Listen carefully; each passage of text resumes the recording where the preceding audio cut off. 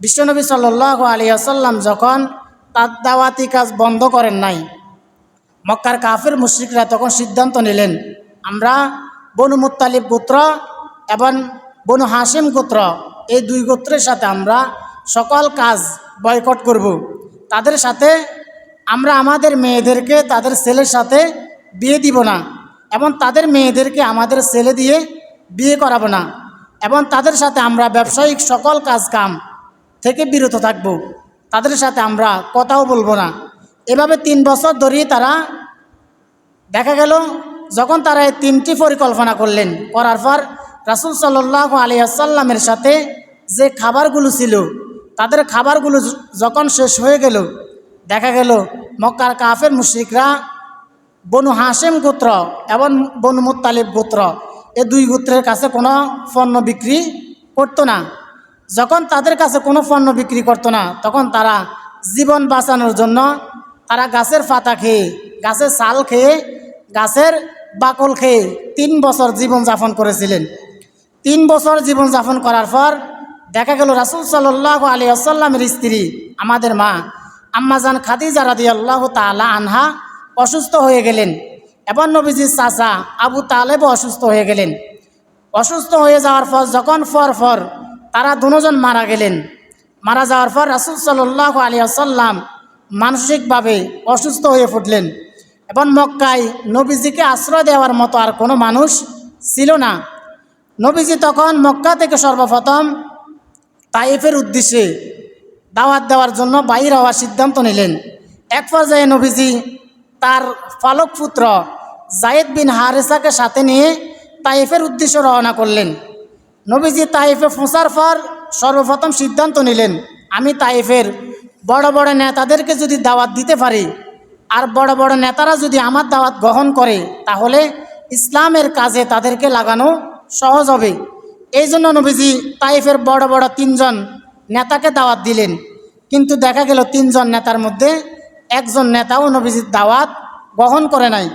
তাদের মধ্যে একজন নেতা বললেন, ফাকাল লাহু আহাদুহুম, একজন নেতা বললেন, ওয়ামরুজু সিয়াবাল কাবা ইনকান আল্লাহু আরসালাক, সত্যিকার অর্থে তুমি যদি নবী হও তাহলে আমি কাবার গিলাফ ছিঁড়ে ফেলবো, এটা আমার বিশ্বাস হয় না। তুমি কেন নবী হবে? আল্লাহ তাআলা কি নবী বানানোর জন্য আর কোনো মানুষ পান নাই? তোমার মতো এতিম মানুষ, তোমার মতো গরিব মানুষ কিভাবে নবী হয়? এরপর 2 নম্বর নেতা বললেন, আমা ওয়াজাদাল্লাহু আহাদাই ইউরসিলাহু গায়রাত, 2 নম্বর নেতা বললেন, আল্লাহ কি নবী বানানোর জন্য আর কাউকে পান নাই? তোমার মতো এতিম, তোমার মতো গরিব মানুষকে কেন নবী বানাবে? তুমি যে নবী এটা আমরা বিশ্বাস করি না। এরপর 3 নম্বর নেতা বললেন, ওয়াকাল আস-সালিস, 3 নম্বর নেতা বললেন, আল্লাহু লা উকাল্লিমাকা আবাদা লা ইন কুনতা রাসূলুম মিনাল্লাহি কামা তাকুল লা আনতা আযমু খতারাম মিন আন আরুদ্দু আলাইকাল কালাম। 3 নম্বর নেতা বললেন, আমি তোমার সাথে কোনো কথাই বলবো না, কারণ তুমি যদি সত্যিকার অর্থে নবী হও তাহলে তোমার কথা অমান্য করা আমার জন্য খুবই দুঃখজনক হবে, আমার জন্য খুবই বিপজ্জনক হবে। ওয়ালাইন কুনতা তাকজিবু আলাল্লাহি মা ইয়ামবাগি লিআন উকাল্লিমাক, আর তুমি যা বলেছ সেটা যদি মিথ্যা হয় তাও তোমার সাথে কথা বলবো না, কারণ তুমি মিথ্যাবাদী। সুতরাং তুমি যদি সত্যি কথা বলো তারপরও তোমার সাথে কথা বলবো না, আর তুমি যদি মিথ্যা কথা বলো তারপরও তোমার সাথে কথা বলবো না।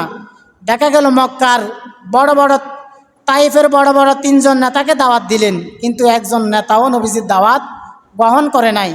নবীজি হতাশ হন নাই, নবীজি তাইফের ঘরে ঘরে গিয়ে দাওয়াত দেওয়া শুরু করলেন। দাওয়াত দিতে দিতে নবীজি একটানা 10 দিন তাইফে দাওয়াত দিলেন। 10 দিন তাইফে দাওয়াত দেওয়ার পর দেখা গেল একজন কাফেরও ঈমান আনে নাই। নবীজি এরপরও মন খারাপ করে নাই। নবীজি বললেন, দেখো আমি তাইফে এসেছি, তোমাদেরকে একটানা 10 দিন দাওয়াত দিয়েছি, কিন্তু তোমরা কেউ আমার দাওয়াত গ্রহণ করো নাই। কিন্তু তোমাদের কাছে আমার একটা আবদার হলো, আমি যে মক্কা থেকে তাইফে এসেছি এই কথাটা তোমরা অন্তত মক্কায় বলিও না। দেখা গেল তাইফের কাফেরেরা মক্কায় এই কথা তাদেরকে জানিয়ে দিল, এবং তাইফের কাফের মুশরিকরা নবীজিকে পাথর মারতে মারতে একটানা 3 মাইল পর্যন্ত নিয়ে গেলেন। নাউজুবিল্লাহ।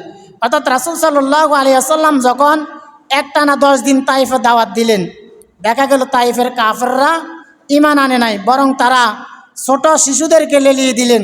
তারা নবীজিকে পাগল মনে করে পাথর মারা শুরু করলো। পাথর মারতে মারতে নবীজির পুরা শরীর রক্তাক্ত করে ফেললো। এক পর্যায়ে নবীজি একটি বাগানের আশ্রয় নিলেন। আশ্রয় নেওয়ার পর নবীজি দেখলেন তার পুরা শরীর থেকে রক্ত যেতেছে, রক্ত ঝরতেছে। নবীজি তখন বলতে লাগলেন, এই উম্মতের কল্যাণ কিভাবে হবে? এই উম্মত তার নবীর শরীরে রক্ত প্রবেশ করালো, এই উম্মত তার নবীর শরীর থেকে রক্ত জড়িয়েছে। বিশ্বনবী সাল্লাল্লাহু আলাইহি ওয়াসাল্লাম বললেন, ফারাফাতু রাসি, আমি আকাশের দিকে মাথা উঠালাম। মাথা তোলার পর আমি তাকিয়ে দেখলাম একটি মেঘের টুকরা আমাকে ছায়া দিচ্ছে।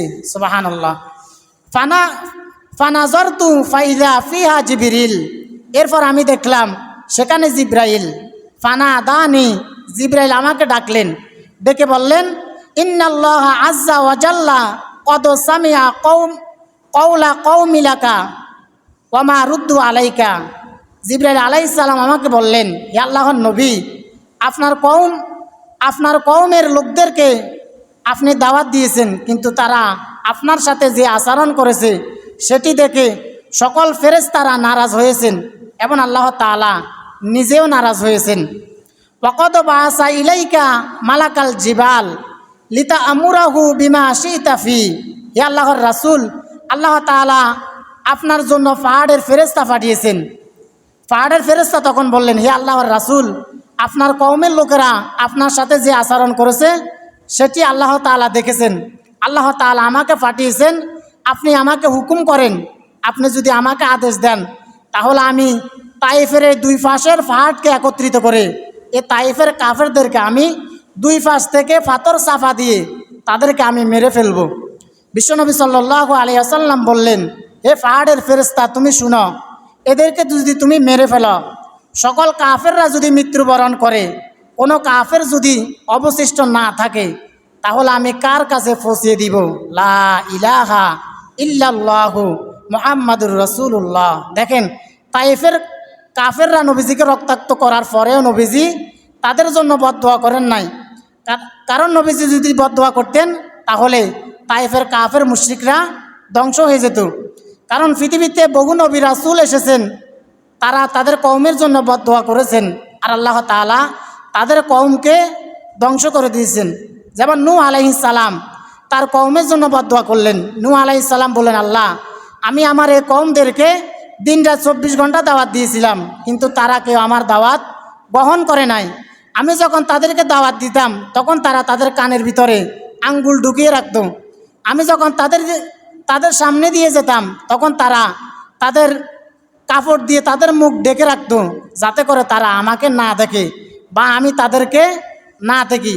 এভাবে নূহ আলাইহিস সালাম যখন তার কওমের জন্য বদদোয়া করলেন, আল্লাহ তাআলা নূহ আলাইহিস সালামের কওমকে ধ্বংস করে দিলেন। এরপর হুদ আলাইহিস সালাম তার কওমের জন্য বদদোয়া করলেন। হুদ আলাইহিস সালামের জাতীয় ধ্বংস হয়ে গিয়েছিল। সালেহ আলাইহিস সালাম তার কওমের জন্য বদদোয়া করেছিলেন, তার কওমও ধ্বংস হয়ে গিয়েছিল। মুসা আলাইহিস সালাম ফেরাউনের জন্য এবং ফেরাউনের কওমের জন্য বদদোয়া করলেন। আল্লাহ তাআলা ফেরাউন এবং তার কওমদেরকে ধ্বংস করে দিয়েছিলেন। এরপর শুআইব আলাইহিস সালাম, মুসা আলাইহিস সালামের শ্বশুর শুআইব আলাইহিস সালাম তার কওমের জন্য বদদোয়া করলেন। আল্লাহ তাআলা শুআইব আলাইহিস সালামের কওমকে ধ্বংস করে দিয়েছিলেন।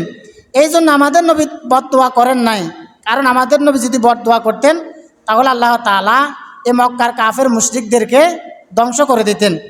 নবীজির পুরা শরীর যখন রক্তাক্ত হয়ে গেল, নবীজি তখন একটা আঙ্গুরের বাগানে আশ্রয় নিলেন।